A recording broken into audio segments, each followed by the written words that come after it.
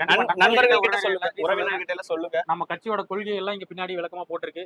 நம்ம ஓ சரி சரி, நம்ம மகிழ்ச்சி மகிழ்ச்சி.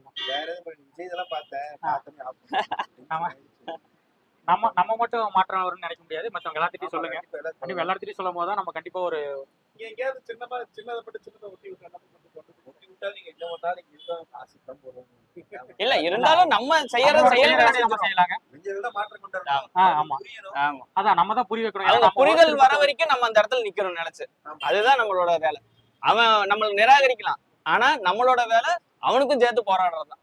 அதனால நம்ம வந்து களத்திலேயே தான் இருப்போம். எத்தனை வாட்டி தோத்தாலும் களத்துல தான் நிற்போம். களத்தை விட்டு ஓட மாட்டோம். சரிங்களா?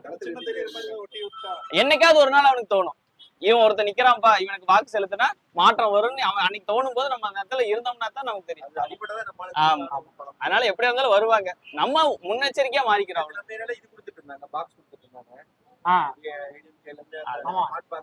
எல்லா கட்சியில இருந்து இதெல்லாம் போறனா ஒரு அரசியல் ஒரு முதலீடுக்காக தான் பண்றாங்க இதெல்லாம். அதான் அவங்களுக்குள்ள வெளியில பாத்தீங்கன்னா இது வேற கட்சி இது வேற கட்சி எதிரி மாதிரி பேசிக்குவாங்க. சரி சரிங்கண்ணா, நன்றிண்ணா. வாக்கு செலுத்துங்க. சரி, நண்பர்கிட்ட ஒரு நாளைக்கு எல்லாத்தையும் சொல்லுங்க. சரி,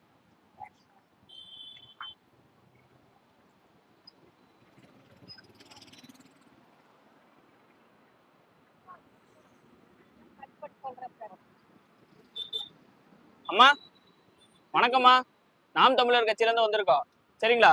விவசாய சின்னத்துல வாக்கு செலுத்துங்க. சரிங்களா? சீமான் கட்சி தெரியுங்களா? சீமான் கட்சி கல்வி, மருத்துவ, குடிநீர் சரியா தரமா கொடுக்கறதுக்கு வழிவகை செய்யறோம். படிச்சு பாருங்க. குடும்பத்தோட பேரம்பேத்தி இருந்தாலும் சொல்லுங்க. எல்லாத்துக்கிட்டையும் சொல்லி நம்ம வேட்பாளர் வந்து நர்மதா அக்கா. சரிங்களா? வடவள்ளிக்காரங்க. படிச்சு பாருங்க. விவசாய சின்னத்துக்கு வாக்கு செலுத்துங்க. சரிங்களா? நன்றிங்க. மத்த கட்சியெல்லாம் என்ன கூட்டணி எதுவுமே செல்லாம இருக்கிறாங்க. கண்டிப்பா ஒரு மாற்றம் வரணும். வாக்கு செலுத்துங்க.